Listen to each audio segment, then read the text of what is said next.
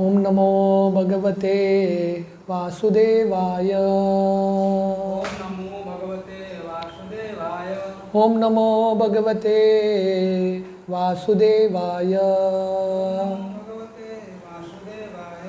ओम नमो भगवते वासुदेवाय। भगवते वासुदेवाय। नारायणं नमस्कृत्य नारायणं नमस्कृत्य नरं चैव नरोत्तमं चैव नरोत्तमं देवीं सरस्वतीं व्यासं सरस्वतीं व्यासं ततो जायमुदीरये। मुदीरये। नष्टप्रायेषु अभद्रेषु नित्यं भागवतसेवया भगवती उत्तमश्लोके भक्तिर्भवति नैष्टिकी। कृष्णाय वासुदेवाय देवकी नंदनाय च नंदगोपकुमाराय गोविंदाय नमो नमः।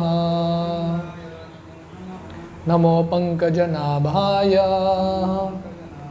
नमो पंकजमालिने नमो पंकजनेत्राय नमस्ते पंकजांग्रये। हरे कृष्ण। टेक्स्ट 10। नाभेरसा वृषभ आस सुदेवी सूनूर न वै चराचर समुद्रित जड़ योगचर्याम् यर्पारमहंस्यं ऋषया पदम् आमनन्ति स्वस्थ प्रशांत कर्ण परिमुख संग। Word to word translation. Nabhe, by the king, by Maharaj Nabi, Asau, the personality of Godhead. Rishabha, Rishab, Asa, became. Sudevi, Sudevi, Sunu, the son of. Ya, who. Vai, certainly. Chara, Chara, performed. Samadrik, equibalanced. Jada, material. Yoga Charyam, performance of yoga. Yat, which Paramhamsyam, the stage of perfection, Rishayah, the learned sages, Padam, situation, Amananti, do accept, Swastha, self-reposed, Prashanta, suspended, Karanaha, the material senses, Parimukha, perfectly liberated, Sangha, material contamination. Translation is Prakare. The Lord appeared as the son of Sudevi, the wife of King Nabi, and was known as Rishabdev. He performed materialistic yoga to equibalance the mind. This stage is also accepted as the highest perfectional situation of liberation, wherein one is situated in oneself and is completely satisfied. तो ये भगवान के अगले अवतार हैं जिनका नाम है ऋषभदेव। तो इनके माता पिता का नाम था राजा नाबी और उनके माँ का नाम था सुदेवी। तो ऋषभदेव क्या कार्य करते हैं? जड़ योग चर्याम, तो वो बहुत कठोर योग का पालन करते हैं। Very severe type of penance, अपने शरीर को बहुत कष्ट देते हुए एक योग करते हैं। और मेन पर्पस क्या है? स्वस्थ प्रशांत करण परिमुख संग। उनका मेन आइडिया था मन को इक्विबैलेंस करने के लिए, मन को कंट्रोल करने के लिए, और इस तरह से प्रशांत करना, उनके जो आत्मा है पूरे तरह से संतुष्ट होता है, और सेल्फ रियलाइजेशन, आत्मा का जो मूल स्वरूप है उसको जानते हैं और मुक्ति प्राप्त करते हैं। तो ये ऋषभदेव का अवतार है। जड़ योग चर्याम, ये जड़ योग सिखाने के लिए आते हैं। Purport: out of many types of mystic performances for self-realization, the process of Jada Yoga is also accepted by authorities. तो भगवान की प्राप्ति के लिए या आत्म साक्षात्कार के लिए अलग अलग मार्ग है। तो एक सिद्धि का मार्ग है, योग का मार्ग है, उसमें से ये जड़ योग, इसको भी ऑथराइज माना जाता है। This Jada Yoga involves practicing becoming like a dumb stone and not being affected by material reactions. तो जड़ का मतलब है मृत। तो ये जड़ योग में व्यक्ति अपने आप को पत्थर की तरह बनाता है, मतलब इतना कठोर तपस्या करता है, कुछ भी हो जाए उसको फर्क नहीं पड़ता। Just as a stone is indifferent to all kinds of attacks and re attacks of external situations, similarly one practises जड़ योग by tolerating voluntary infliction of pain upon the material body। तो जैसे पत्थर होता है, पत्थर को कुछ भी हो जाए, बारिश आए, गर्मी आए, कुछ भी हो जाए उसको फ़र्क नहीं पड़ता। तो वैसे ये जड़ योग प्रैक्टिस करके tolerating voluntary infliction of pain, अपने शरीर पे स्वयं कष्ट देते हैं, तो ये जड़ योग है। तो ऋषभ देव का वर्णन आता है कि जब गर्मी के समय चारों तरफ आग लगा के वहाँ पे खड़े होते हैं, ठंडी के समय बर्फ में जाके खड़े होते हैं, इतना तपस्या करते हैं। So this is also a process of yoga. Such yogis out of many self इन्फ्लिक्शन methods practice plucking out the hairs of the body without shaving and without any instrumental help. तो ये ऋषभ देव के परंपरा में जैनिज्म जो है ऋषभ देव के परंपरा में आता है। तो उनका ये एक पद्धति है, वो क्या करते हैं, अपने शरीर के सब बाल को निकालते हैं, शेविंग नहीं करते हैं, उखाड़ के निकालते हैं, मतलब खून निकलेगा, दर्द होगा, पर ये उनका तरीका है शरीर से विरक्ति प्राप्त करने का। But the real purpose of जड़ योग practice is to get free from all material affection and to be completely situated in the self. पर मेन लक्ष्य क्या है जड़ योग का? मेन पर्पस है ये भौतिक दुनिया के आसक्ति से छुटकारा पाना और आत्मा के स्तर पे स्थित होना। At the last stage of life emperor Rishabhdev wandered like a dumb man unaffected by all kinds of bodily mistreatment। तो वर्णन आता है ऋषभदेव की जो लीलाएं हैं, वो अपना जो राज्य है वो छोड़ के वन में जाते हैं और इतना कठोर तपस्या करते हैं और पागल की तरह घूमते रहते हैं unaffected। Seeing him like a madman wandering naked with long hair and a long beard, less intelligent children and men in the street used to spit on him and urinate on his body। तो ऋषभदेव को स्वयं भगवान के अवतार हैं, पर क्योंकि ये जड़ योग का पालन कर रहे हैं, पागल की तरह घूम रहे थे।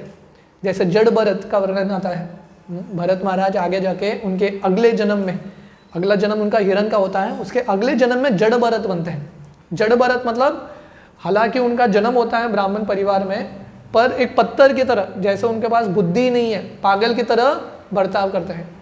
तो ऐसे ऋषभदेव भी अवधूत की तरह घूमते रहते हैं और वहाँ के जो बच्चे हैं, पुरुष है, उनका लगता है ये तो पागल व्यक्ति है, क्योंकि भक्त कौन है, किसका कितना आध्यात्मिक प्रगति हुआ है देखने से समझ में नहीं आता। यू कांट जज अ डिवोटी बाय विजन। तो इसलिए उस ऋषभदेव पे लोग थूकते थे, यूरिनेट करते थे, मल मूत्र करते थे। He used to lie in his own stool and never move. Rishabhdev इतना वैरागी थे, उनके स्वयं के मल मूत्र पे सो जाते थे। He would just sleep there. But the stool of his body was fragrant like the smell of fragrant flowers, and a saintly person would recognize him as a Paramhamsa, one in the highest order of perfection। तो ये बहुत कठोर योग है। तो ऋषभदेव जो हैं अपने ही मलमूत्र पे लेटते थे, पर वर्णन है कि उनका जो मलमूत्र है इतना सुगंधित था, किलोमीटर किलोमीटर तक सुगंध आता था, उसका बदबू नहीं आता था, सुगंध आता था। तो बहुत बुद्धिमान जो लोग हैं वो समझ जाते थे कि ये परमहंस के स्टेज पे है। One who is not able to make a stool fragrant should not however imitate emperor Rishabhdev. तो प्रभुपाद बोल रहे हैं कि ये जो मार्ग है इसकी नकल नहीं करना है। Don't try to imitate. जैसे शिवजी का कोई नकल कर सकता है क्या? शिवजी ने विष पी लिया है कि नहीं? तो लोग शिवजी के फॉलोअर्स भांग पीते हैं, बोलते हैं शिवजी ने भी विष पिया, हम भी भांग पिएंगे। पर शिवजी ने ऐसा कठोर विष पिया है, कोई उसकी नकल नहीं कर सकता। ऐसे महान लोगों की नकल करेंगे तो व्यक्ति मिट जाएगा। तो जो सिद्धांत है वो समझना है। तो यहाँ का प्रिंसिपल क्या है? ऋषभदेव हमको क्या सिखा रहे हैं? तपस्या का जिंदगी, द लाइफ ऑफ ऑस्टेरिटी। पर इनके जैसा ऑस्टेरिटी हम कर नहीं सकते. द प्रैक्टिस ऑफ जड़ योग was possible for Rishabhdev and others on the same level of perfection, but such an uncommon practice is impossible for an ordinary man. तो ये जो जड़ योग है ऋषभदेव के लिए संभव था और उनके स्तर पे जो और परमहंस हैं उनके लिए संभव है, हर कोई कर नहीं सकता. द रियल पर्पस ऑफ जड़ योग as mentioned here in this words is प्रशांत करना और सबडूइंग द सेंसेस. तो मेन लक्ष्य जड़ योग का या भक्ति योग का मेन लक्ष्य योग का क्या है? प्रशांत करना. करना का मतलब है सेंसेस, इंद्रियों को शांत करना. द होल प्रोसेस ऑफ योग under whatever heading it may be is to control the unbridled material senses and thus prepare oneself for self realization. तो कौन सा भी योग हो, नाम कौन सा भी हो, जड़ योग, भक्ति योग, ज्ञान योग, उसका एक लक्ष्य है control the unbridled material senses. Unbridled का मतलब है जैसे घोड़ा होता है, घोड़ा को कंट्रोल कैसे करते हैं? उसके मुंह पे वो लगाम बांध के कंट्रोल करते हैं. तो वैसे ही इंद्रियों को कंट्रोल करना और आत्मा साक्षात्कार प्राप्त करना, वो हर एक योग का लक्ष्य है. In this age specifically this jada yoga can not be of any practical value, but on the other hand the practice of bhakti yoga is feasible because it is just suitable for this age. तो ये युग में ये जड़ योग पालन करना बहुत मुश्किल है, पर कलयुग में कौन सा योग पॉसिबल है? भक्ति योग बहुत सुलभ है. The simple method of hearing from the right source, Srimad Bhagavatam, will lead one to the highest perfectional stage of yoga. तो इसलिए हम भागवतम ध्यान से सुनेंगे. नष्ट प्रायेषु अभद्रेषु नित्यम भागवत सेवया. द सिंपल मेथड, ये सरल मार्ग का पालन करेंगे, भागवतम सुनेंगे, श्रवण कीर्तन करेंगे, तो सबसे ऊंचा लक्ष्य की प्राप्ति होगी. Rishabhdev was the son of King Nabi and the grandson of King Agnidra. And he was the father of King Bharata, after whom the entire planet Earth was called Bharatvarsha. तो ऋषभदेव उनके पिता का नाम है महाराज नाभि और उनके दादाजी का नाम है अग्निद्र. और ऋषभदेव के पुत्र थे 100 पुत्र, उसमें से प्रमुख भरत महाराज.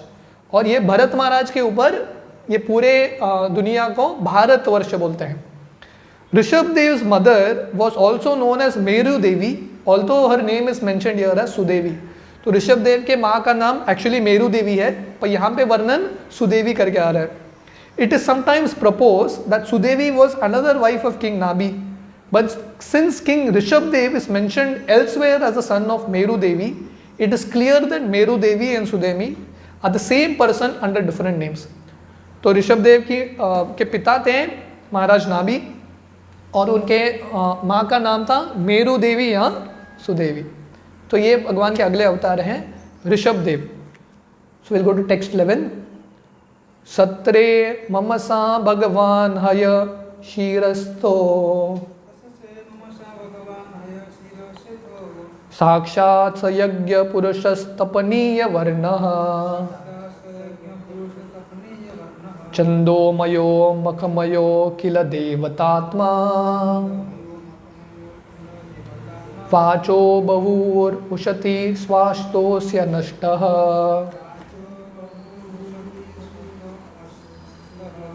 Word to word, Satre in the sacrificial ceremony, Mama of mine, Asa appeared, Bhagavan, the personality of Godhead, Haya Shirasa, with his horse-like head, Ata, thus, Sakshat, directly, Sa, he, Yajna Purushaha, the person who is pleased by performance of sacrifice, Tapaniya, golden, Varnaha, hue, Chandaha Mayaha, personified Vedic hymns, Makamaya, personified sacrifices, Akhila, all that be, Devatatma, the soul of the demigods, Vachaha, sounds, Babuhu, become audible, Ushati, very pleasing to hear, Shwastaha, while breathing, Asya, his, Nashtaha, through the nostrils.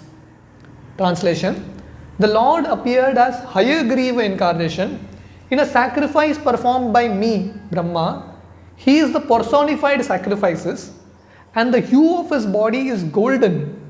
He is the personified Vedas as well, and the super soul of all demigods. When he breathed, all the sweet sound of Vedic hymns came from his nostrils. तो ये भगवान का अगला अवतार है जिनका नाम है हयग्रीव. तो हयग्रीव भगवान घोड़े के रूप में है, एज अ हॉर्स. तो देखिए भगवान हर एक योनि में अवतार लेते हैं. तो ये घोड़ा का अवतार है हयग्रीव. तो ये भगवान हयग्रीव कब आते हैं? जब ब्रह्मा जी तपस्या कर रहे हैं, वो तपस्या का फल स्वीकार करने के लिए हयग्रीव आते हैं. तो यहाँ पे वर्णन है साक्षात स यज्ञ पुरुषः, he is the personified Vedas. तो यज्ञ के मूर्तिमान स्वरूप है, वेद के मूर्तिमान स्वरूप है हयग्रीव. एंड उनका जो बॉडी कंप्लेक्शन है, जो शरीर का त्वचा का कंप्लेक्शन है, वो कैसा है? चंदमयो, सॉरी तपनीय, golden hue. So is a personified Vedas, the soul of the demigods. देवता, अखिल देवतात्मा, जितने भी देवता हैं उनके परमात्मा स्वरूप है ये हयग्रीव. और जब ये भगवान हयग्रीव श्वास लेते थे, उनसे वैदिक hymns would come out. Purport: the Vedic hymns are generally meant for sacrifices performed by fruitive workers who also want to satisfy the demigods to achieve their fruitive result. तो अलग अलग वेद के मंत्रों का उच्चारण अलग अलग लोग करते हैं, पर बहुत सारे लोग वेद का उच्चारण, मंत्रों का उच्चारण देवताओं की उपासना करने के लिए करते हैं. But the Lord is the personified Vedas and the personified वैदिक हिम्स. तो जो वेद है उसका मूर्तिमान स्वरूप भगवान ही है, और जो वैदिक हिम है भगवान का सांस है. Therefore, one who is directly a devotee of the Lord is a person who has automatically served both the purposes of sacrifice and pleased the demigods. तो यहाँ पे वर्णन है यज्ञ पुरुषः. तो यज्ञ के मूर्तिमान स्वरूप हयग्रीव हैं, भगवान श्री कृष्ण है. अखिल देवतात्मा, और जितने भी देवता हैं उनके भी आत्मा भगवान है. और मकोमयो, जितने भी यज्ञ है और वेद हैं उनके भी मूर्तिमान स्वरूप कृष्ण है. इसलिए अगर कोई भगवान का भक्त बनेगा तो वो सब यज्ञ कर रहा है, सब देवताओं को संतुष्ट कर रहा है और सब वेद जानता है. वेदेश्च सर्वेर अहमेव वेद्यो वेदांत कृत वेद विदेव चाहम. भगवान गीता में बोलते हैं क्योंकि वेद भगवान ने ही बनाए हैं और वेद का लक्ष्य है भगवान को जानना. The devotees of the Lord may not perform any sacrifice or may not please the demigods as per Vedic injunctions, and still the devotees are on a higher level than the fruitive workers or the worshipper of different demigods. तो देवताओं की उपासना करने के लिए भी लोग वेद का आश्रय लेते हैं, वेद के मंत्र का उच्चारण करते हैं. पर प्रॉपर यहाँ पे लिख रहे हैं जो भगवान के भक्त हैं उनको अलग अलग यज्ञ करने की जरूरत नहीं है, देवताओं की भी आराधना करने की जरूरत नहीं है. क्यों? क्योंकि वो भगवान की आराधना कर रहे हैं, और भगवान क्योंकि देवताओं के आत्मा है और वेद के मूर्तिमान स्वरूप है, इसलिए भक्तों को और कुछ करने की जरूरत नहीं है. भगवान की भक्ति ही उनके लिए काफ़ी है, और उनका जो स्तर है बाकी जो लोग देवताओं की उपासना कर रहे हैं उनसे कहीं ज़्यादा श्रेष्ठ है. तो ये भगवान का अगला अवतार था हयग्रीव, जो ब्रह्मा जी के जो यज्ञ में जो आहुति है वो स्वीकार करने के लिए आते हैं. टेक्स्ट 12. मत्स्यो युगांत समये मौनो अल्पलब्धा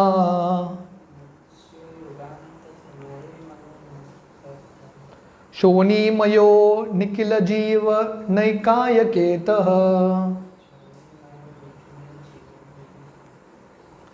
विस्मर्शितान उरुभये शलिले मुकान में आदाय तत्र विजहार वेद मार्गान. What word? Matsyah, incarnation of the fish. Yugant, at the end of millennium. Samaye, at the time of Mauna, the would-be Vaivaswata Manu.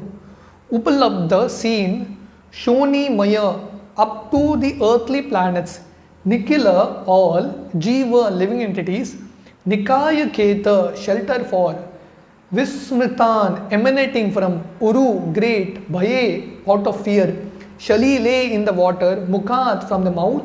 may mine adhaya having taken to tatra there Vijahara enjoyed her certainly Veda Margan, all the Vedas. Translation: at the end of the millennium, the would-be Vaivaswata Manu of the name Satyavrata would see the Lord in the fish incarnation is the shelter of all kinds of living entities up to those on the earthly planets. Because of my fear of the vast water at the end of the millennium, the Vedas came out of my mouth and the Lord enjoys those vast waters and protects the Vedas. तो ये भगवान का अगला अवतार है मत्स्य अवतार. तो मत्स्य अवतार कब होता है? युगांत, एक युग के अंत में जब मनु चेंज होते हैं तब भगवान आते हैं मत्स्य अवतार सत्यव्रत, राजा सत्यव्रत को बचाने के लिए. तो उस समय जितने भी लोग थे सब ये जो प्रलय के समुद्र में, प्रलय के पानी में भर गए थे, फ्लड हो चुका था. उस समय भगवान आते हैं मत्स्य अवतार सत्यव्रत राजा को बचाते हैं और ब्रह्मा के मुख से जो वेद हैं उसको बचाने के लिए भगवान मत्स्य अवतार लेते हैं. Purport: during one day of Brahma there are 14 Manus and at the end of each Manu there is a devastation up to the earthly planets and the vast water is fearful even to Brahma. तो ब्रह्मा जी के एक दिन में 14 मनु होते हैं. तो ब्रह्मा जी का एक दिन मतलब 100 युगा साइकिल्स, 1000 दिव्य युगा, सत्य त्रेता द्वापर कली, ऐसा 1000 युगा साइकिल्स ब्रह्मा जी का एक दिन होता है, दिन का समय. तो ये एक दिन में 14 मनु होते हैं. तो एक मनु के काल में 71 युगा साइकिल्स होते हैं, 71 दिव्य युगा. तो एक बार और हर एक मनु के अंत में, मनवंतर मनु के अंत में क्या होता है? प्रलय होता है. ये पूरा प्रलय नहीं है, ये प्रलय सिर्फ भूलोक तक जो नीचे के 7 लोक हैं वो पानी में भर जाते हैं. और वो प्रलय का पानी इतना भयानक है, तो ब्रह्मा जी यहाँ पे लिख रहे हैं वो भी डर जाते हैं. ब्रह्मा जी भी हालांकि ऊपर बैठे हैं सत्यलोक में, वो भी देख के डर जाते हैं प्रलय के पानी को. So in the beginning of the would-be Vaivaswata Manu, such devastation would be seen by him. तो ये वैवस्वत मनु के शुरुआत में ये प्रलय दिखाई देगा. There would be many other such incidences such as the killing of the famous Shankashura. This foretelling is by the past experience of Brahmaji, who knew that in the fearful devastating scene the Vedas would come out of his mouth. But the Lord in his fish incarnation would not only save all the living entities, namely the demigods, animals, men and great sages, but also would save the Vedas. तो इसलिए जब ब्रह्मा जी इतना डर जाते हैं प्रलय के पानी को देख के, उनके मुख से वेद निकल जाते हैं और वो वेद मिटने ही वाला है, उसको बचाने के लिए मत्स्य अवतार आते हैं. तो सत्यव्रत राजा को बचाते हैं, जो देवता हैं, ऋषि हैं, और वेद को बचाने के लिए मत्स्य अवतार लेते हैं. टेक्स्ट 13. क्षीरो ददाव अमरधनाय युत्तपानाम उन्मंतनातम अमृतलब्ध्य आदिदेव पृष्ठेन कच्छप वपुर्विदधार गोत्रम निर्दाक्षणोद्री परिवर्त कशान कंदो. ये भगवान का नेक्स्ट अवतार है. कच्छप, टॉर्टॉइज इनकारनेशन, कूर्म अवतार. Word to word, Shira, milk, Udadho in the ocean of Amara, the demigods, Danava, the demons, Yuttapanam, the leaders of both hosts, Unmantanatam, while churning, Amrita, nectar, Labdaya, for gaining, Adideva, the primeval lord, Prishtena, by the backbone, Kachapa, tortoise, Vapu, body, Vidadhara, assumed, Gotram, the Mandara hill, Nirdakshana, by partly seeing, Adri Pravitra, rolling hill, Kashana, scratching, Kandu, itching. Translation: The primeval Lord then assumed the tortoise incarnation in order to serve as a resting place pivot for the Mandara mountain, which was acting as a churning rod. The demigods and demons were churning the ocean of milk with the Mandara mountain in order to extract nectar. The mountain moved back and forth, scratching the back of the Lord of Tortoise, who, while partially sleeping, was experiencing an itching sensation.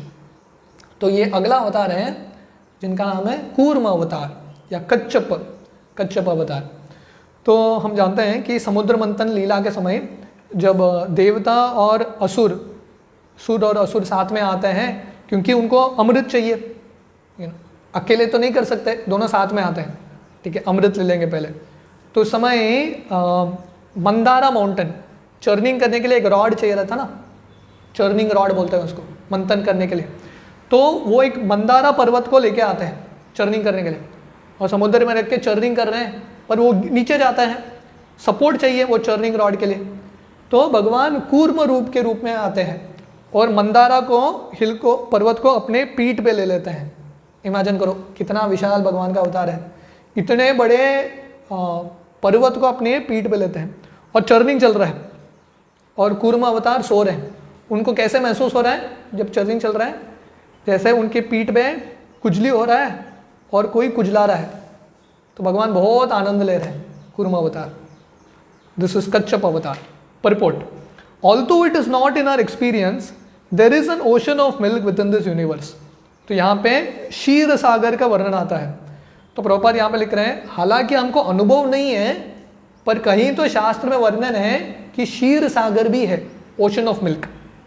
Even the modern scientist accepts that there are hundreds and hundreds of thousands of planets hovering over our heads, and in each of them there are different climatic conditions.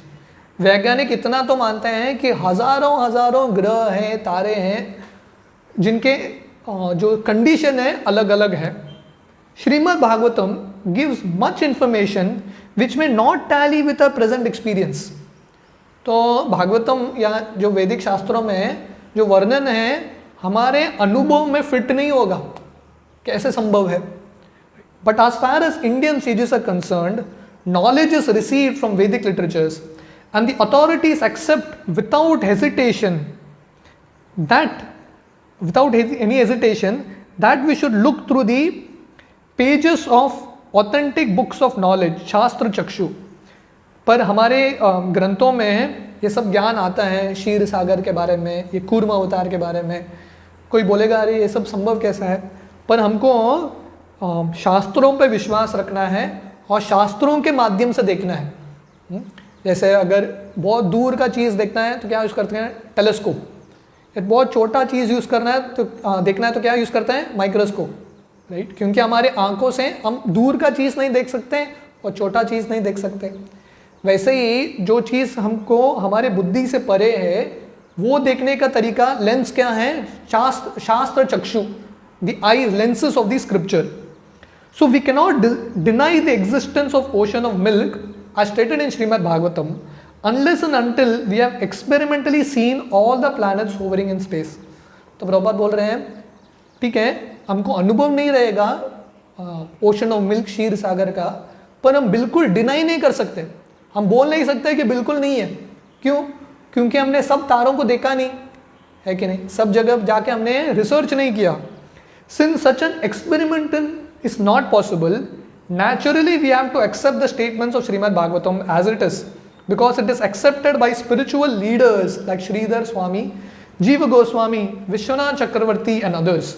तो क्योंकि हम बहुत सारे चीज़ों को जान नहीं सकते हैं, हमको शास्त्र जो बता रहे हैं उसको स्वीकार करना है। क्योंकि महान आचार्यों, जो महान बुद्धिमान व्यक्ति है, श्रीधर स्वामी, जीव गोस्वामी, विश्वनाथ चक्रवर्ती ठाकुर, उन्होंने स्वीकार किया है। The Vedic process is to follow the footsteps of great authorities, and that is the only process for knowing that which is beyond our imagination. तो वैदिक मार्ग है महान आचार्यों का, पदचिन्हों का पालन करना, अनुसरण करना, क्योंकि वही एक ही तरीका है जो हमारे इंद्रियों से परे है, वो जानने का तरीका है, जो प्रामाणिक अथॉरिटी है उनसे सुनना। The primeval Lord, being all powerful, can do whatever he likes.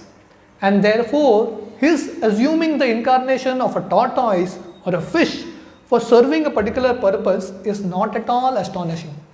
तो भगवान अद्भुत कार्य कर सकते हैं.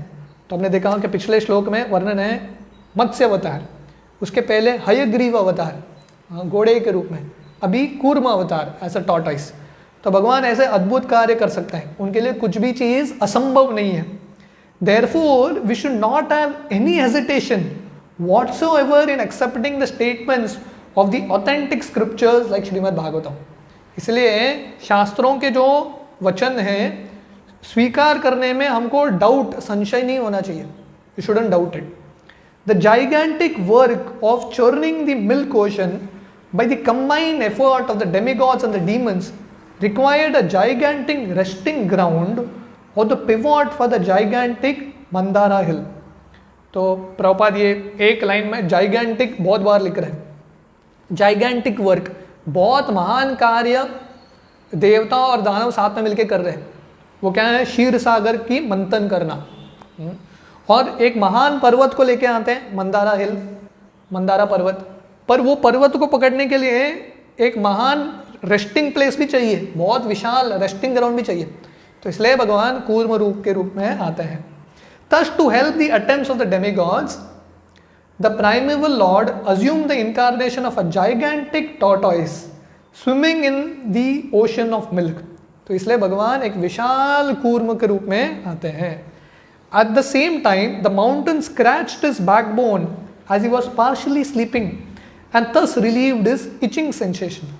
तो भगवान जैसे कूर्म सोता रहता है राइट हमेशा, तो भगवान सो रहे थे कूर्म अवतार और मंदारा हिल का चर्निंग चल रहा है और भगवान को ऐसा लग रहा है कि बहुत अच्छा, मुझे थोड़ा खुजली हो रहा है, ये स्क्रैचिंग इचिंग सेंसेशन को ये मंदारा स्क्रैच कर रहा है. सो ही वॉज हैप्पी, उनको आनंद आ रहा था. तो ये भगवान का कूर्म अवतार है. सो टेक्स्ट 14 जो हम कल देखेंगे, नरसिंह देव. हरे कृष्ण.